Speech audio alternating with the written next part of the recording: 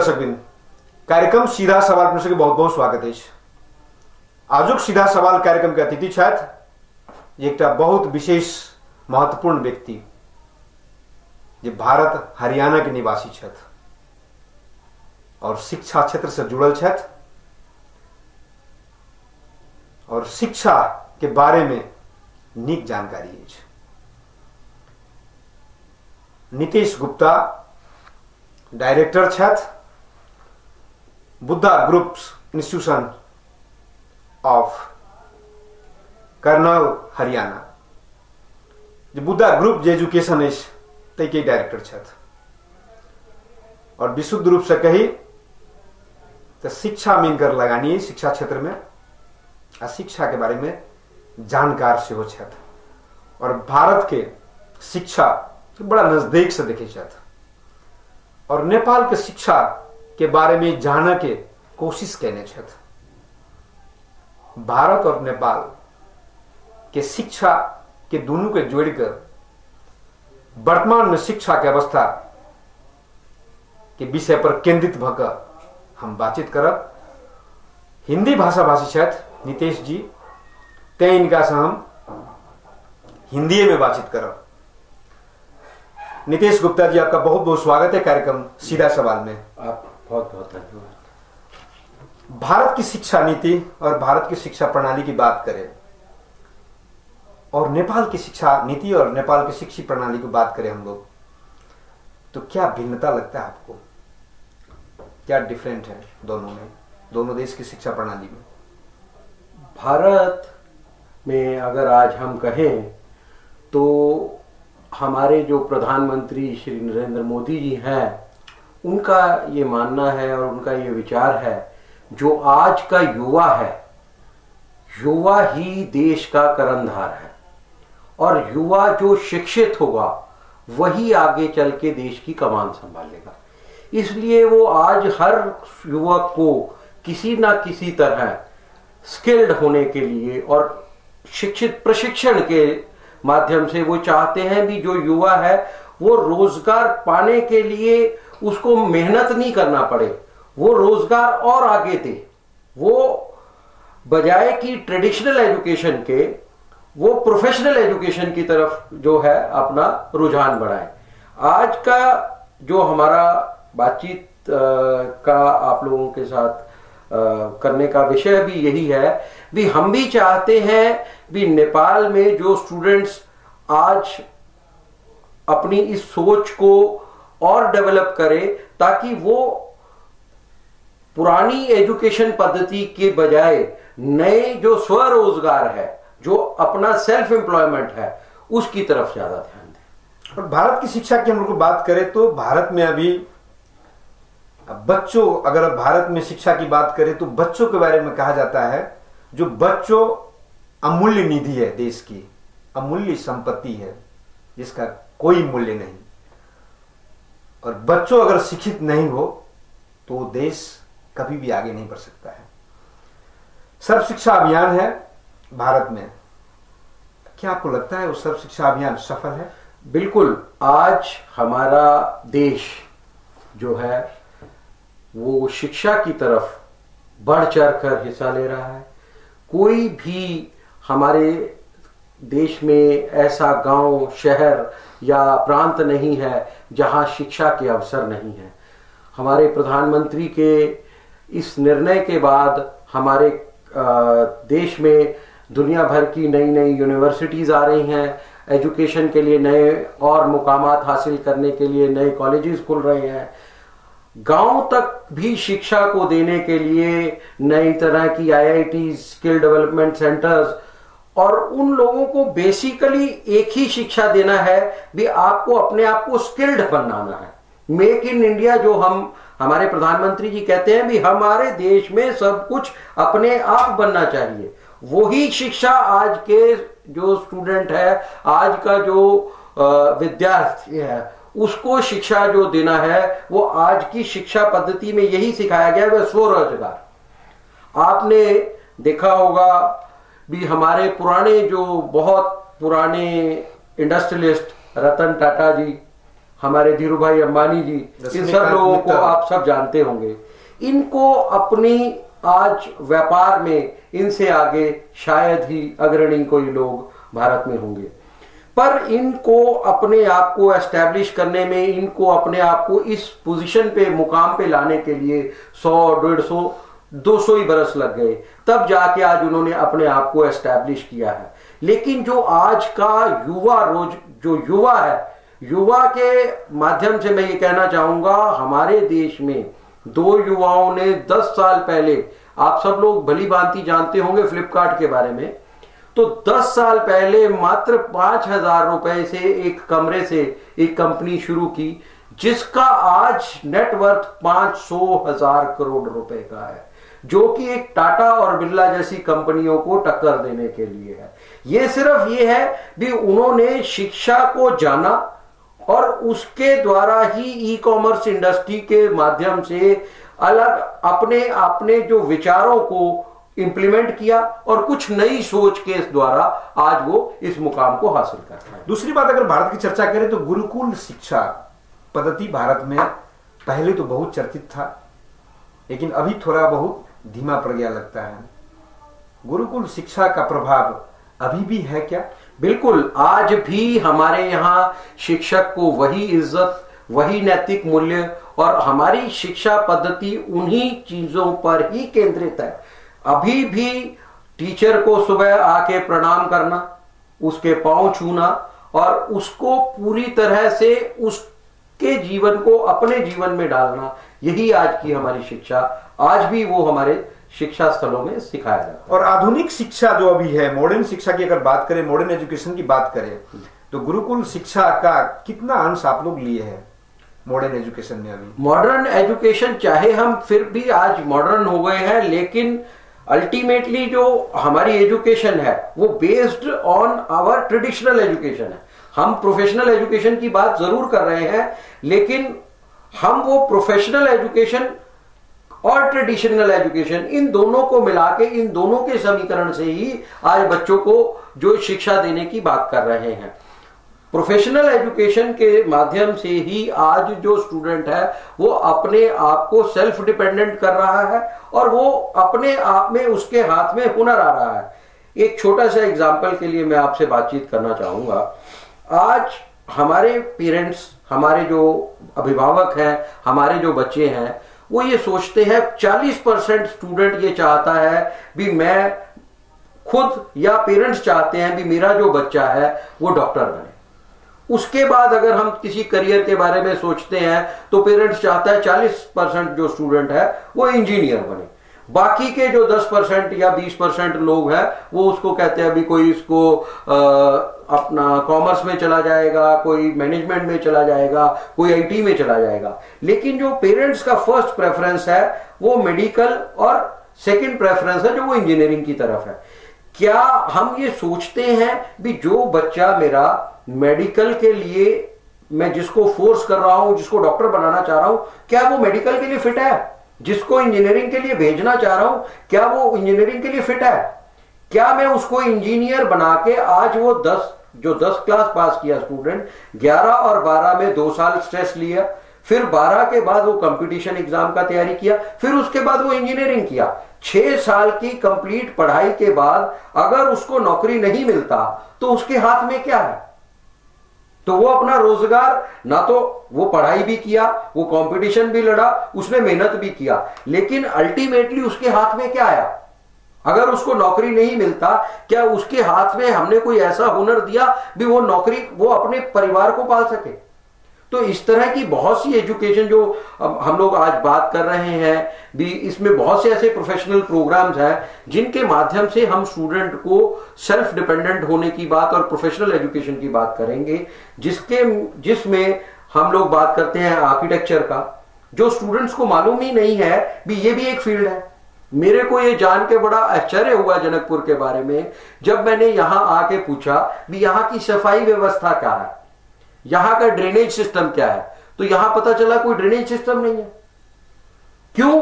क्योंकि सुन के ये बहुत आश्चर्य लगा कि जनकपुर में एक भी आर्किटेक्ट ही नहीं है जो शहर को प्लानिंग करने के लिए, इस शहर के आकार देने के लिए, इस शहर को ठीक ढंग से सुचारू रूप से कहां घर बनना चाहिए, कहां फैक्ट्री होना चाहिए, कहां बिजनेस प्लेस होना चाहिए, कहां मंदिर होना चाहिए, कैसे उसका प्रॉपर ड्रेनेज सिस्टम होना चाहिए, कहां पे वेस्ट मैनेजमेंट होना चाहिए, कोई सिस्टम नहीं है। इसका सबसे बड़ा कारण यही है भी यहां पे प्रोफेशनल एजुकेशन की तरफ जो पेरेंट्स का रुझान वो बिल्कुल नहीं है। वो उसी को ट्रेडिशनल, वो डॉक्टर बनाना चाह रहे हैं, वो उसको इंजीनियर बनाना चाह रहे हैं, लेकिन उससे वो निकल के और सोचना ही नहीं चाह रहे। चलिए हम अगर बात करें 6 वर्ष से लेकर के 14 वर्ष का बच्चों का भविष्य का, तो जहां का शिक्षा व्यवस्था अस्त व्यस्त हो, पूरे समाप्त हो गया हो, शुरू करना है वहां पूर्ण रूपेण शिक्षा में सुधार करना है, तो ए से लेकर के जेड तक माने सुधार का प्रक्रिया क्या होना चाहिए आपके विचार में? पूरा शिक्षा का अवस्था धाराशायी हो, समाप्त हो गया हो, शुरुआत से करना है उसको, तो कैसे किया जाए? सब ए से क्या करना चाहिए? उसमें सबसे पहले मेरा एक छोटा सा सुझाव है, एक स्टूडेंट जो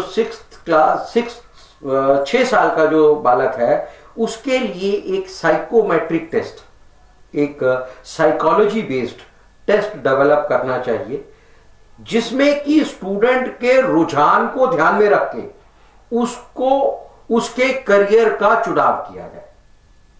अभी हमारे हिंदुस्तान में एक टेक्नोलॉजी, कैसे चुनाव उसका करियर का कर सकते हैं? वो एक अभी हिंदुस्तान में एक नई टेक्नोलॉजी का एजाज हुआ है। बेसिकली एक मलेशियन पद्धति है जिसको DMIT, demographic metabolic intelligence test, DMIT के नाम से जाना जाता है।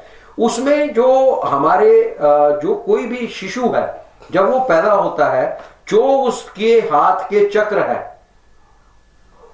वो जब तक वो इंसान बनता है और मरता है, वो उसके हाथ के चक्र जिंदगी में वो वही रहते हैं। उसकी जो रेखाएं हैं, उसके जो फिंगरप्रिंट्स हैं, वो कभी चेंज नहीं होते। उन्हीं फिंगरप्रिंट्स के बेसिस पे ये एक टेस्ट कंडक्ट होता है और उसके साथ उसकी साइकोलॉजी के लिए उसको गाइड किया जा सकता है भी आपके बच्चे का जो इंटरेस्ट है वो शिक्षा के क्षेत्र में है, खेलकूद के क्षेत्र में है, उसी के हिसाब से उसके करियर का चयन करें, ताकि वो बड़ा होके, जरूरी नहीं है भी वो पढ़ाई के माध्यम से ही अपनी जीविका कमा सके, वो किसी और खेलकूद के माध्यम से ही अपने आप को एस्टैब्लिश कर सकता है। आप मेरे ख्याल में हिंदुस्तान में कोई भी या वर्ल्ड का कोई भी ऐसा आदमी नहीं होगा जो सचिन तेंदुलकर के बारे में नहीं जानता होगा। आप सचिन तेंदुलकर के बारे में अवगत होंगे। क्या आपको पता है सचिन तेंदुलकर जब पढ़ाई करते थे तो उनका मन पढ़ाई में नहीं था। एक बार वो 8वीं क्लास में जब पढ़ते थे तो उन्होंने क्रिकेट की बैटिंग पिच पे विनोद कांबली के साथ मिलकर 700 साढ़े 700 रन बनाए। तो उनके पिताजी को यह एहसास हुआ, मेरा ये जो बच्चा है ये पढ़ाई की बनिस्बत इसका खेल में रुझान क्रिकेट में ज्यादा है। तो उन्होंने एक कोच को आमंत्रित किया भी मेरे इस बच्चे को आप क्रिकेट की एजुकेशन दो, आप इसको क्रिकेट पढ़ाओ, क्रिकेट सिखाओ। वही सचिन तेंदुलकर बाद में जाके हिंदुस्तान का सर्वश्रेष्ठ बैट्समैन बना। तो हमें सिर्फ आज मेरी जो पेरेंट्स हैं, जो मेरे अभिभावक हैं, उनसे यही अपील है भी कोई पुरानी शिक्षा पद्धति को हमें अपने को, हर किसी को डॉक्टर और इंजीनियर के लिए ही नहीं सोचना, हमें आउट ऑफ द बॉक्स सोचना है। और देश की शिक्षा नीति कैसे बनाना चाहिए? वही 6 वर्ष से 14 वर्ष का बच्चों की अगर बात करें तो उसके सर्वांगीण विकास के लिए हमें ट्रेडिशनल एजुकेशन, जो गुरुकुल के एजुकेशन की पद्धति है, उसको थोड़ा सा समीकरण स्किल्ड डेवलपमेंट की तरफ से मिला के इन दोनों के माध्यम के परिप्रेक्ष्य में, हम भारत के परिप्रेक्ष्य में नहीं बात करते, नेपाल के परिप्रेक्ष्य में कैसा शिक्षा नीति होना चाहिए जिसमें एक दलित का बच्चा और एक बहुत बड़ा धनाढ्य परिवार का बच्चा, ये दोनों बच्चों जो है सो एक बेंच पर बैठ करके एक क्लास में पढ़ने का वातावरण बने, इसके लिए कैसा शिक्षा नीति होना चाहिए? देखिए, इसके लिए हम सब पेरेंट्स को सामने आना पड़ेगा, मिलके हम लोगों को, गवर्नमेंट को, जो पेरेंट्स तो अचेत है ना, पेरेंट्स अचेत है, लेकिन सबसे कर दिया गया है नीति का जो नीति बनाया है उन्होंने, पेरेंट करता है देश की। देखिए, जब किसी भी चीज की, किसी भी देश की तरक्की के लिए वहां के लोगों को सचेत होना बहुत जरूरी है। अभी हमारे यहाँ हिंदुस्तान में नई शिक्षा नीति के लिए डिफरेंट एमिनेंट पर्सनैलिटीज को, अलग अलग तरह के विद्वानों को इकट्ठा करके एक नई शिक्षा नीति के बारे में सुझाव मांगे गए हैं। डिफरेंट स्कूल्स को, कॉलेजेस को इसमें इन्वॉल्व करके उनसे, उनके सेमिनार्स के थ्रू वो नई क्या एजुकेशन सिस्टम होना चाहिए, क्या हमें उसमें और सुधार की जरूरत है, क्या एजुकेशन पॉलिसी होनी चाहिए, तो वो नई गवर्नमेंट हमारी जो है वो उसके लिए सुझाव मांगती है। तो वो हम लोग बीइंग एन एजुकेशनिस्ट और इंस्टीट्यूशनिस्ट हम लोग उनको सुझाव देते हैं। दूसरी बात, अगर भारत की शिक्षा नीति की बात करें तो भारत की शिक्षा नीति, जो राष्ट्रीय शिक्षा नीति है, वो एक है और उसी हिसाब से भारत के सभी प्रांत में शिक्षा का बेसिक एजुकेशन, मूल जो एजुकेशन है वो उसी में होता है, उसी के थ्रू है। तो फिर अगर तुलना करें तो तमिलनाडु क्यों उतना आगे, साक्षरता दर रेट जो है सो उसका क्यों उतना आगे, और दूसरा अगर हम बिहार का बात करें या उत्तर प्रदेश का बात करें या राजस्थान का बात करें, क्यों पीछे? देखिए ऐसा है, ये सब चीजें डिपेंड करती हैं वहां के नागरिकों के ऊपर। यहां पर अगर हम ये कहें भी केरल का विद्यार्थी, केरल में लिटरेसी रेट 99.9% है और बिहार में लिटरेसी रेट अगर 60% है, तो इसके लिए कहीं ना कहीं हम लोग खुद ही जिम्मेवार हैं। क्यों?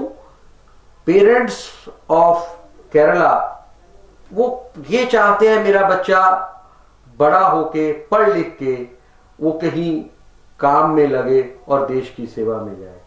बिहार का, केरला का क्यों बढ़ रहा है? उसको सिस्टम की अगर बात करें तो क्या सिस्टम है वहां? केरल सरकार ने क्या सिस्टम लगाया है जिससे वहां का शिक्षा को जो है सो 100% साक्षर हो गया है? कैसे? वो देखिए, वो फिर मैं वही एक ही बात कहता हूं भी इस साक्षरता अभियान के लिए हमें ही सचेत होना पड़ेगा। कुछ सामाजिक संगठनों को मिलके इसका बीड़ा उठाना पड़ेगा ताकि कोई भी गरीब का बच्चा वो पढ़ाई से ना रह सके। और उसके लिए जो गरीब परिवार है उनको भी ये सोचना पड़ेगा भी बजाय कि मैं अपने बच्चे से बाल मजदूरी कराऊं, मैं उसको काम पे लगाऊं, उससे पहले मैं उसको शिक्षित करूं। हमारे बिहार में सबसे बड़ी विडंबना यह है, जब बच्चा 7-8 साल का होता है तो परिवार का मुखिया ये सोचता है अगर ये बाजार में जाएगा, काम करेगा तो घर में 2 पैसा बचा के लाएगा। लेकिन अगर वो शिक्षित होगा, वो पढ़ा लिखा होगा, तो वो पढ़ लिख के और पैसा कमाएगा, वो और ज्यादा बढ़िया समाज की स्थापना करेगा। दूसरी बात, अगर बात करें जो शिक्षा प्रणाली की बात करें तो व्यवसायिक शिक्षा जो पहले था, अब बहुत हिसाब से व्यवसायिक शिक्षा में भारत में तो परिवर्तन आया है, लेकिन नेपाल में अभी तक परिवर्तन नहीं आया। तो व्यवसायिक शिक्षा क्यों अनिवार्य है? देखिए, किसी भी कंट्री की डेवलपमेंट के लिए वहां की जो इकोनॉमी है वो एक अहम रोल प्ले करती है। तो उसके लिए जो बिजनेस मैनेजमेंट की हम बात कर रहे हैं, बिजनेस मैनेजमेंट पढ़ाना और पढ़ना बहुत अनिवार्य है। अभी जो नेपाल का स्टूडेंट है उसका भी इंटरेस्ट है भी वो बिजनेस के बारे में पढ़े, व्यवसायिक शिक्षा के बारे में पढ़े।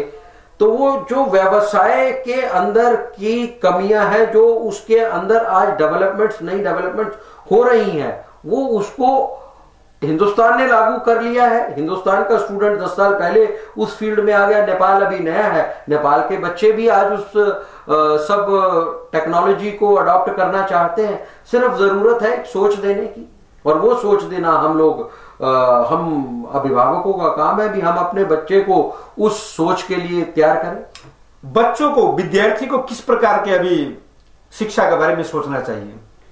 मेरा जो अपना पर्सनल मानना है, स्टूडेंट को प्रोफेशनल एजुकेशन के बारे में भी, एक स्किल्ड प्रोग्राम के बारे में सोचना चाहिए, जिसके थ्रू अगर कल को, आज जो विद्यार्थी है वो सिर्फ नौकरी तक ही सोचता है, नौकरी के आगे उसके दिमाग में और कुछ नहीं है, चाहे वो सरकारी क्षेत्र की है चाहे वो प्राइवेट क्षेत्र की है। लेकिन मेरा अपना पर्सनल मानना है, मेरे को कुछ ऐसा करना चाहिए या विद्यार्थी को कुछ ऐसा करना चाहिए जो वो और रोजगार के उत्पन्न कर सके, बजाय कि मैं आज नौकरी करने जाऊं।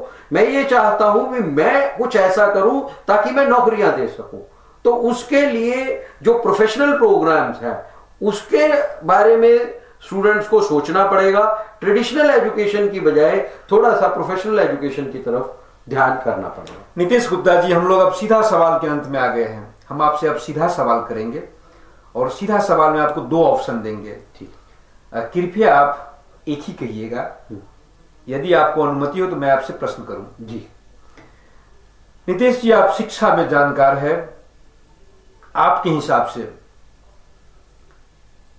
सम्मान शिक्षा के लिए, माने सबका शिक्षा सम्मान हिसाब से मिले, तो इसके लिए आवश्यक आपके विचार में निःशुल्क अनिवार्य शिक्षा या सम्मान शिक्षा क्या होना चाहिए? देखिए, निःशुल्क अनिवार्य शिक्षा या सम्मान शिक्षा, इस दोनों में से क्या होना चाहिए आपके विचार में, अगर एक को चूज करना हो तो? सम्मान शिक्षा ही होना चाहिए। निःशुल्क जो भी कोई चीज दी जाती है वो कभी भी वो कामयाब नहीं होती। जब आप किसी भी चीज को निःशुल्क देंगे वो कभी भी हर एक आदमी उसको अडॉप्ट नहीं करता। तब तो अगर आप ये बात अगर कर रहे हैं तो तब तो ये होगा, जो दलित है, जो पूर्ण रूपेण गरीब है या बेघर है, भिखारी है, उसको बच्चों, एक रतन टाटा के परिवार के बच्चों के साथ बैठ करके शिक्षा ले सकते हैं। बिल्कुल ले सकते हैं, लेकिन उसके लिए हमें, हमारे पास मार्ग तो है नहीं, वो समर्थ नहीं है, लेकिन हमें अपनी एजुकेशन पॉलिसी में अपने बैंकों को भी सम्मिलित करना पड़ेगा। अगर कोई दलित का बच्चा पढ़ना चाहता है, कोई गरीब का बच्चा पढ़ना चाहता है, तो हमारी सरकार को कुछ ना कुछ इस तरह के साधन बनाने पड़ेंगे ताकि उन बच्चों की पढ़ाई के लिए एजुकेशन लोन्स की व्यवस्था हो, ताकि वो उनके पेरेंट्स अपने बच्चों की पढ़ाई लिखाई के लिए वो लोन ले, उसको पढ़ाएं, जिस तरह के उसका इंटरेस्ट है उसको उसी तरह के करिकुलम में भेजें। दूसरा जिज्ञासा करें आपसे, अगर आप सम्मान शिक्षा की बात की, सम्मान शिक्षा के लिए प्राइवेट स्कूल और गवर्नमेंट का स्कूल, ये दोनों को हटा करके बस एक ही रंग का स्कूल और एक ही पाठ्यक्रम होनी चाहिए कि निजी स्कूल भी चलेगा, प्राइवेट स्कूल भी चलेगा, गवर्नमेंट का स्कूल भी चलेगा, अलग अलग पाठ्यक्रम भी रहेगा, या सम्मान शिक्षा के लिए दोनों को एक कर देना चाहिए, पाठ्यक्रम भी एक और स्कूल भी एक? मैं इसके बारे में मैं एक छोटा सा आपको बात करना चाहूंगा। जो गवर्नमेंट एजुकेशन है इसके अंदर जब किसी भी शिक्षक का अपॉइंटमेंट होता है तो उसको बड़े कठिनाई के साथ एक हार्ड एंट्रेंस टेस्ट के मार्फत उसको उसके अंदर जॉब एम्प्लॉयमेंट मिलता है। हमारे जो हिंदुस्तान में अगर कोई टीचर बनना चाहता है तो वो अपनी एजुकेशन कंप्लीट करने के बाद उसको उसका एलिजिबिलिटी टेस्ट देना पड़ता है और उस एलिजिबिलिटी टेस्ट में मेरिट के बेसिस पे टीचर का चुनाव होता है। मतलब कहें कि जो best of the best teacher है उसका चुनाव शिक्षा के लिए होता है। वो शिक्षक प्राइवेट गवर्नमेंट स्कूल में पढ़ाने के लिए जाता है, लेकिन स्कूल में पढ़ाने जाने पर वो ना तो बच्चे को वहां पढ़ाता है और ना वो बच्चे के सर्वांगीण विकास में होता है। उसको ये लगने लग जाता है कि मैं गवर्नमेंट टीचर हो गया हूं, अब मेरे को तनख्वाह तो मिलता ही रहेगा, मैं चाहे बच्चे को पढ़ाऊं। तो राज्य को कड़ा करना पड़ेगा ना, नीति नियम तो राज्य को कड़ा बनाना है। जब तक वो चीज नहीं होगी तब तक हम प्राइवेट एजुकेशन को सरकारी एजुकेशन के साथ नहीं मिला सकते। सवाल ये था कि अगर हम सम्मान शिक्षा की बात करते हैं, एक दलित का बच्चा और रतन टाटा या लक्ष्मीकांत मित्तल या धीरूभाई अंबानी के परिवार के बच्चा दोनों एक क्लास में एक बेंच पर बैठे, सम्मान शिक्षा मिले, एक ही टीचर पढ़ावे, इसके लिए जो प्राइवेट स्कूल है और गवर्नमेंट स्कूल है ये दोनों को एक कर देना चाहिए और दोनों का जो अलग अलग पाठ्यक्रम है ये दोनों को एक कर देना चाहिए कि दोनों रहेगा ही नहीं। पाठ्यक्रम देखिए फिर वही कहीं ना कहीं ये हमारी ह्यूमन साइकोलॉजी है। अगर पाठ्यक्रम नीतीश जी अगर दो रहेंगे और क्वेश्चन जो एक किस्म को देगा तब तो फेल हो जाएगा ना सरकारी वाले, आपको नहीं लगता? कैसे मीट करेगा वो? नहीं ऐसा नहीं, मेरा इस मामले में थोड़ा सा आपसे आईएसआई की बात, आईएएस की बात करें, आईएएस की बात करें, हाँ। आईपीएस की बात करें, आईएएस की बात करें, तो उसमें क्या लगता है आपको? संख्यात्मक सरकारी स्कूल का विद्यार्थी ज्यादा जाता है कि प्राइवेट का जाता है? हमारे आज से 5 साल के पहले तक अगर आंकड़े उठाएं तो हमारे हिंदुस्तान में जो आईएएस और आईपीएस ऑफिसर सबसे ज्यादा निकलते थे वो यूपी बिहार से निकलते। कितना प्रतिशत? उस मेरे और ख्याल यूपी में बिहार की कौन दर्जा का विद्यार्थी, कौन लेवल का? वो प्राइवेट स्कूल का कि सरकारी स्कूल का? वो जो पहले विद्यार्थी आते थे वो सब सरकारी विद्यालय से पढ़ के ही विद्यार्थी आईएएस और आईपीएस की क्वालिफाई करते थे। लेकिन आज जो है हमारे वहां जो पैटर्न, हम अभी भी समाचार में कभी काल देखते हैं कि अंडा बेचने वाला का बच्चा आईएएस में नाम निकाल लिया है। बिल्कुल उस समाचार बनता है। जब ये वो समाचार बनता है, इसका मतलब आईएएस या आईपीएस में दलित का बच्चों का जाना, गरीब का बच्चों का जाना रियर है, तब समाचार बनता है। समाचार ऐसे पत्रकार बनाते हैं, आपको आदमी को कुत्ता काट लिया वो समाचार नहीं बनेगा, क्योंकि कुत्ता तो आदमी को काट भी सकता है, लेकिन आदमी अगर कुत्ता को काट लिया फिर समाचार बनेगा। इसीलिए एक अंडा वाला का बच्चा आईएएस अथवा आईपीएस में नाम निकलता तो समाचार बनता है। इससे यह जाहिर होता है कि बस संख्या वहां न्यून है अभी भी आईएएस आईपीएस में जाने वाले का। तो समान शिक्षा कैसे होगा नितेश जी? देखिए, कहीं ना कहीं तो हम लोगों को ही, फिर मेरी बात वहीं आ जाती है भी, हम लोगों को ही आगे आना पड़ेगा और मिलजुल के इस एजुकेशन पॉलिसी का एक सबका एक फ्रेमवर्क बनाना पड़ेगा, ताकि उसमें ही शिक्षाविद जो लोग हैं वो मिलके। सीधा सवाल का तीसरा जिज्ञासा करें, शिक्षा में भारत अभी भी चाइना से या और यूरोपियन कंट्री से पीछे है कि आगे है? शिक्षा में भारत सबसे आगे है। आज आप किसी भी बड़ी कंपनी के अगर यूएस की बात करें तो उसमें मोर देन 60% जो लोग मैंने संख्यात्मक की गुणात्मक, संख्यात्मक भी और गुणात्मक भी। अगर आज किसी भी बड़ी सॉफ्टवेयर कंपनी के सीईओ की बात करें तो वो सब भारतीय हैं। दुनिया के हर एक देश में गूगल का सीईओ भारतीय है, आगे लिंक्डइन का सीईओ वो भारतीय है, बहुत बड़ी बड़ी जितनी कंपनीज हैं इन सब, पेप्सिको का सीईओ वो भारतीय है। तो जितने आईटी के क्षेत्र में आज लोग आगे उभर के आए हैं, लेकिन करीब 1 करोड़ से ज्यादा लोग भारत में प्लेटफॉर्म पर जीवन बिताते हैं, फुटपाथ में जीवन बिताते हैं। अगर भारत की जनसंख्या की बात करें तो विशाल जनसंख्या का देश भारत में, उस बच्चों के लिए भारत सरकार गंभीर है आपको लगता है? भारत सरकार जो अब हमारे प्रधानमंत्री श्री नरेंद्र मोदी हैं, पहले वाला थे गंभीर और अभी वाला गंभीर? अब हमारी जो सरकार है वो एजुकेशन को लेके बहुत गंभीर है और वो लोग नए रिफॉर्म्स लाना चाहते हैं, जिसके उन्हीं रिफॉर्म्स की वजह से ही देश में और बदलाव आएंगे। पिछले 10 साल में बदलाव हुए, अब आगे और भी बहुत। सीधा सवाल का चैलेंज जिज्ञासा करें नितेश जी, शिक्षा में संस्कार आपके विचारों से क्या लगता है, अनिवार्य होना चाहिए संस्कार या ऐच्छिक होना चाहिए? नहीं, शिक्षा के विचार से संस्कार होना बहुत अनिवार्य है। भारत में संस्कार का कमी आया है कि बढ़ा है? देखिए, आगे से जो पहले पुराने संस्कार थे उसमें तो आज विद्यार्थी में कमी आया। मैंने दुर्योधन और गुरु द्रोण की बात करें या अर्जुन की बात करें, मिल रहा था? लगता था आप कभी भी मिल रहा है?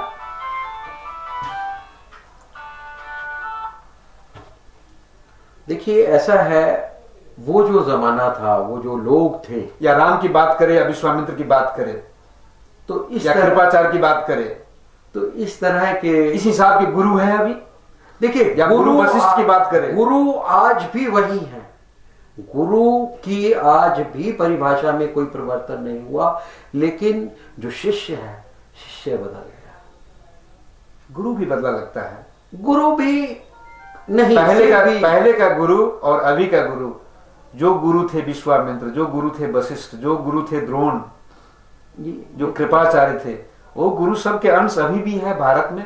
बिल्कुल, आज भी अंश के रूप में है। उन जो वो गुरु हमारा भारत पूर्ण रूपेण नहीं है। बिल्कुल है, ऐसा नहीं है, लेकिन जो आज का युवा है, वो युवा के जो पेरेंट्स हैं वो थोड़ा सा अपने बच्चों के, एक्चुअली क्या था, पुराने टाइम में हर परिवार में एक परिवार के 5-5, 7-7 बच्चे हुआ करते थे। तो उसमें अगर गुरु किसी एक बच्चे की पिटाई भी कर देता था या 2 को पिटाई भी कर देता था उसकी बड़ाई के लिए, तो कभी भी। सीधा सवाल का 5वीं जिज्ञासा करें आपसे, नीतीश जी, जो नेपाल में क्या है, जो सबसे ज्यादा भूस्कोल रहता है पढ़ने में, जिसका मार्क्स बहुत कम रहता है, वो जाते हैं शिक्षा में और वो बनते हैं शिक्षक। क्या भारत में यही है कि फर्क है? देखिए ऐसा है, आज शिक्षा के क्षेत्र में मैं ये कहूंगा ये सबसे बड़ी विडंबना है। जो सबसे पहले पास आउट स्टूडेंट होते हैं, जो हायर रैंकर्स होते हैं, सब कॉरपोरेट वर्ल्ड में जाना चाहते हैं।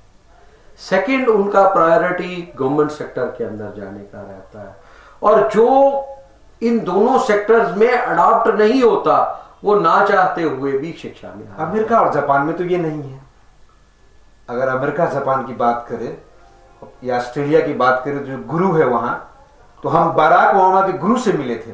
बराक ओबामा को जिन्होंने पढ़ाए थे, वो जनकपुर आए थे संजोग बस, जिस समय में बराक ओबामा वहां का प्रेसिडेंट बने, राष्ट्रपति बने, उस समय में।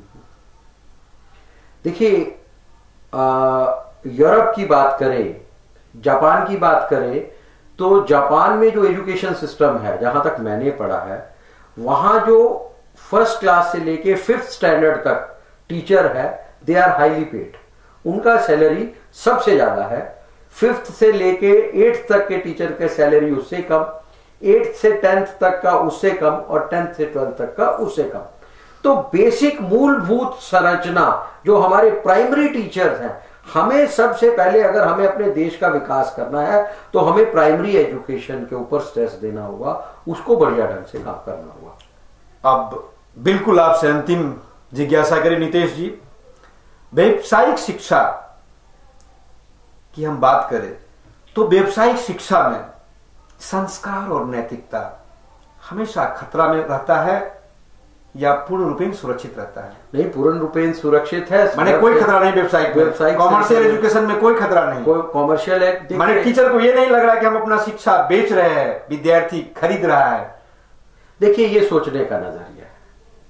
ये नजरिया भारत में है कि नहीं है? नहीं, ऐसा नजरिया भारत, अगर ऐसा हुआ तो शिक्षा का क्या होगा? शिक्षा जिस देश का समाप्त हो जाए तो बस गया। मूर्ख को तो वैसे ही लोग जो है सो, अब तो ग्लोबलाइजेशन हो गया है ना, अब तो जो तेज है वही कामयाब है। बिल्कुल। नीतीश गुप्ता जी, आपने कार्यक्रम सीधा सवाल में बहुत महत्वपूर्ण समय दिए, बहुत बहुत धन्यवाद। आदरणीय दर्शक, कार्यक्रम सीधा सवाल के समय समाप्त हो गए। पुनः दोसर दिन दोसर विषय लग दोसर हस्ती के साथ हम राम मसीह उपस्थित है। अखन के लिए विदा दिल जाए।